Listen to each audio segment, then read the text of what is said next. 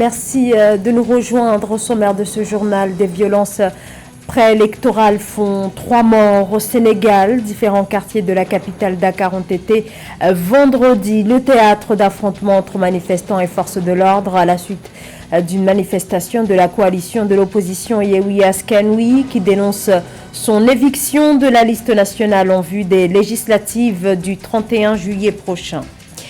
La lutte contre le terrorisme en Afrique de l'Ouest, devant la recrudescence des attaques, la communauté économique des États de l'Afrique de l'Ouest plaide pour une stratégie de lutte globale impliquant les pays de la sous-région.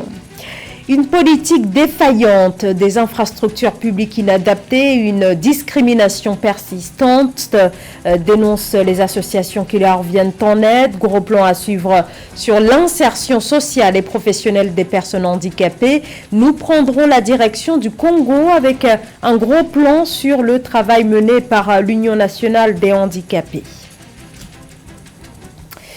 Mais tout d'abord, les groupes militaires tchadiens qui pourraient ne plus participer au pré-dialogue de Doha au Qatar. Les rebelles menacent de se retirer des négociations ouvertes à une 50aine de groupes armés qui accusent à présent la délégation gouvernementale de perturber les négociations. Les groupes armés parlent de provocation et de tentative d'agression de la part de la délégation gouvernementale. Des accusations formulées dans un communiqué publié ce samedi. Pour rappel, ces discussions qui se tiennent au Qatar depuis le 13 mars dernier doivent aboutir à un dialogue national inclusif sur la question de la mise en place au Tchad de nouvelles institutions. Dans l'actualité également, le Rwanda qui s'apprête à accueillir à partir de demain lundi le sommet du Commonwealth.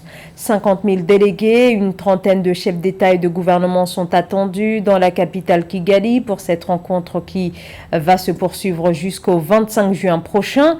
Un sommet qui va se tenir en pleine polémique autour du protocole d'accord controversé signé le 14 avril dernier établissant un système de relocalisation vers le Rwanda des personnes demandeuses d'asile dont la demande n'est pas étudiée par le Royaume-Uni. C'était vendredi, un vendredi rouge au Sénégal après une manifestation organisée par l'opposition, des rassemblements de Yewwi Askan Wi, principal parti d'opposition au régime de l'actuel président Macky Sall. La coalition voulait protester contre l'invalidation de la liste nationale des titulaires de Yewwi Askan Wi pour les élections législatives du 31 juillet. Mais la manifestation a vite dégénéré en affrontement entre policiers et manifestants. Le bilan est lourd, 3 morts et 11 blessés. Philomène Tine. La manifestation non autorisée de l'opposition sénégalaise initiée par la coalition Yewwi Askan Wi ce vendredi 17 juin a fait 3 pertes en vie humaine, des personnes blessées et des dégâts matériels à Dakar, la capitale, et dans le sud du pays, suite aux heurts entre manifestants et forces de l'ordre. L'opposition sénégalaise a ainsi passé outre l'interdiction de manifester du préfet de Dakar. Le contexte prouve à suffisance que l'opposition ne peut pas tenir de manifestations pacifiques. Des menaces ainsi que des insanités ont fusé de partout la veille. On doit travailler à faire respecter les lois et les institutions de ce pays. Mais moi, personnellement, la proposition que j'ai faite, c'est permettre aux partis et coalitions de partis de participer massivement aux élections, ce qui va permettre au pays d'avoir une assemblée quand même plus active. Au moment où le leader de l'opposition, Ousmane Sonko, et le maire de Dakar, Barthélémy Diaz, ont été empêchés de sortir de chez eux par les forces de sécurité, d'autres figures politiques se sont fait arrêter. Ousmane Sonko, dans un communiqué, a demandé leur libération immédiate et a sommé la France de ne pas s'immiscer dans les affaires politiques du Sénégal. Le droit de manifester est un droit fondamental et la Constitution l'autorise. Ce qui est aberrant, c'est au Sénégal qu'on trouve une démocratie étranglée où on empêche les citoyens de manifester leur droit le plus absolu. On assiste à une tyrannie rampante. On est en train d'harceler les leaders de la coalition Yewwi Askan Wi et tout ça, c'est uniquement basé sur des questions typiquement politiques. C'est pas normal. L'opposition sénégalaise entendait protester contre l'invalidation d'une liste nationale de candidats pour les législatives du 31 juillet. Pour rappel, le Conseil constitutionnel sénégalais a rejeté la liste sur laquelle figure Ousmane Sonko, le principal opposant au gouvernement, et d'autres personnalités pour les élections législatives prévues le 31 juillet 2022. Le terrorisme, une situation qui alarme toute l'Afrique de l'Ouest et la communauté internationale en raison des attaques devenues quasi quotidiennes dans plusieurs pays de la sous-région. L'attaque à Seitenga, qui a fait au moins 80 morts au Burkina Faso il y a tout juste une semaine, est venue souligner l'ampleur de l'insécurité qui gangrène l'Afrique de l'Ouest.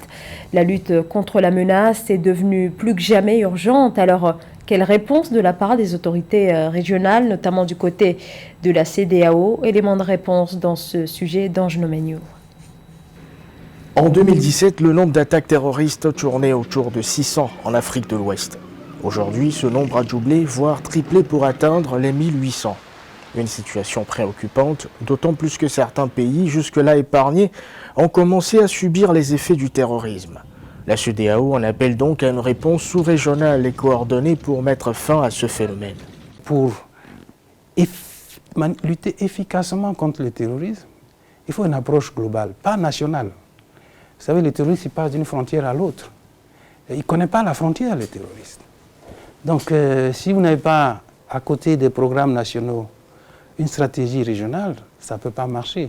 Vous voyez les attaques dans la zone des 3 frontières. L'institution sous-régionale a pour sa part mis au point un programme de lutte globale. Ce programme prend en compte la formation des pays en stratégie de lutte, le partage des renseignements et le déploiement de matériel adapté.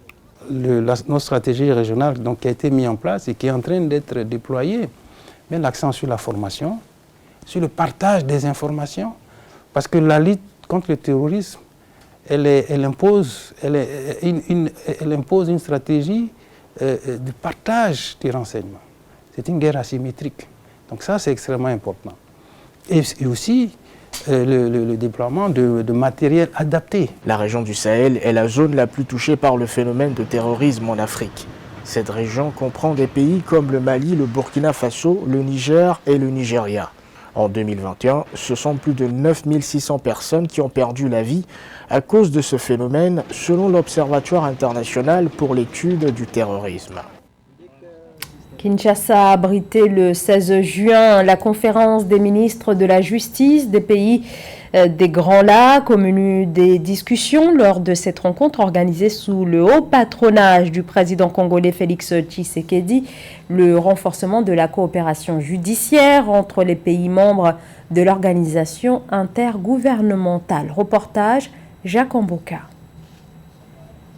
Renforcer la coopération judiciaire dans la région des Grands Lacs, c'est le leitmotiv de la deuxième conférence des ministres de la justice des pays membres de cette organisation, tenue à Kinshasa le 16 juin. Venus de 10 pays membres, les participants ont entre autres décidé de la mise en place d'un système de gestion des affaires pour un meilleur suivi de l'évolution judiciaire dans la sous-région, et ce dans un contexte où les objectifs poursuivis sont loin d'être atteints. Cette structure a le devoir de s'assurer qu'il existe encore le défi de finir avec l'impunité compromettant les efforts de la démocratisation. Elle doit par ailleurs lutter contre toute forme de crime, notamment le terrorisme, la corruption, trafic illicite et crime organisé. La conférence de Kinshasa a aussi martelé sur l'engagement des membres à faire pression au gouvernement de leurs pays respectifs afin de doter cette organisation sous-régionale de ressources financières et techniques adéquates. Il a été recommandé en outre d'engager des experts juristes spécialisés et bien formés ainsi qu'un personnel administratif pouvant assurer une efficacité dans l'optique de bien rendre justice aux victimes des crimes perpétrés ci et là. La région des Grands Lacs a besoin d'une justice forte. Il nous faut établir la vérité et rendre justice aux victimes des crimes atroces qui ont jalonné l'histoire et continuent, hélas, encore à meubler le quotidien de nos populations. Créée en 2008, la Conférence internationale sur la région des Grands Lacs est une organisation au sein de laquelle les dirigeants des pays de la région des Grands Lacs cherchent ensemble à dégager un accord sur un certain nombre de principes avec comme base l'entretien des relations de bon voisinage afin d'assurer la stabilité, paix, développement. Cependant, les tensions présentes entre les pays membres laissent bon nombre d'observateurs perplexes sur la réalisation de ces objectifs. En Afrique, près de 10% de la population vit avec un handicap.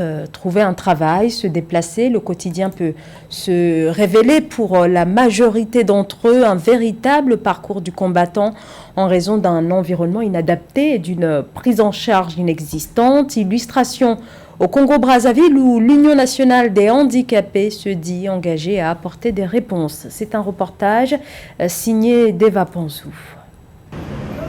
35 ans après sa création, l'Union nationale des handicapés du Congo porte encore les signes de la jeunesse de son action parce qu'elle n'a pas atteint ses objectifs, et notamment la défense des intérêts matériels et moraux de la personne handicapée, en vue d'assurer sa promotion dans la société congolaise. Lors de son assemblée générale élective, le 15 juin, Jean de Dieu Goma a été reconduit comme président pour un mandat de 5 ans. Les défis demeurent. Notre mission est encore lourde. Difficile et aussi, j'en sais, des barrières qu'il nous faut affronter avec courage et engagement en vue de créer les conditions nécessaires à la prise en compte de la situation du handicap dans les politiques nationales et travailler à l'émergence d'un homme handicapé de type nouveau. En 35 ans d'existence, l'Union nationale des handicapés du Congo a aussi réussi à faire évoluer le statut des personnes vivant avec handicap, bien que cette évolution doit se poursuivre. Le ministère des Affaires sociales et de l'Action humanitaire a toujours donné une place de choix à la personne vivant avec handicap. En témoigne l'intégration du plan national pour les personnes handicapées, le processus de révision de la loi 009/92 du 22 avril 1992 portant statut, promotion et protection de la personne handicapée, auquel les organisations des personnes vivant avec handicap seront associées. En 2015, la nouvelle constitution congolaise avait institué le Conseil consultatif en faveur des personnes handicapées, organe de réflexion et de proposition au gouvernement en faveur de cette classe sociale. La sécheresse, un fléau qui continue de s'abattre sur le Sahel. La Mauritanie n'est pas épargnée. Les aléas climatiques ont de lourdes conséquences sur les exploitations agricoles, notamment à Kindamara, au sud du pays, où le mercure grimpe. Les pluies se font attendre avec au bout l'inquiétude qui monte chez les agriculteurs. Océane Kouassi, Gladys Mwamba. Combattre la sécheresse, un défi considérable pour l'agriculture mauritanienne. Dans l'extrême sud du pays, à Guidimaha, les précipitations se font de plus en plus rares. La région aurait perdu un quart de sa pluviosité en 30 ans, selon les Nations Unies. Une difficulté pour les agriculteurs locaux qui dépendent fortement de l'agriculture pluviale, sans laquelle ils doivent faire face au rétrécissement des superficies agricoles. Les aléas liés au volume de pluviométrie qui provoquent des effets négatifs sur le sol en termes de ravinement, en termes de dégradation, ont fait que donc, suite au rétrécissement de ces superficies, la production s'est vue réduite sensiblement. Pour remédier à la situation, le Fonds international pour le développement de l'agriculture a mis en place un projet local censé favoriser l'approvisionnement en eau. À l'aide d'infrastructures et de matériaux adaptés, certains agriculteurs ont désormais la possibilité d'assurer la bonne gestion de leurs récoltes. Ce projet nous aide avec les machines d'irrigation et les pompes de réservoirs d'eau. Il y a aussi des clôtures et des tuyaux plus grands. Cela nous a aidés pour nos récoltes et nous en sommes reconnaissants. Outre l'absence de précipitations, les problèmes liés au changement climatique ont augmenté la diversification des cultures en Mauritanie, pays dont les revenus dépendent en grande partie de l'agriculture. Dans ce contexte, la durabilité des projets humanitaires s'avère nécessaire pour faire face à la sécheresse. C'était le journal de la rédaction. Merci de votre fidélité. Dans un instant, une nouvelle édition de l'actualité sur Africa 24.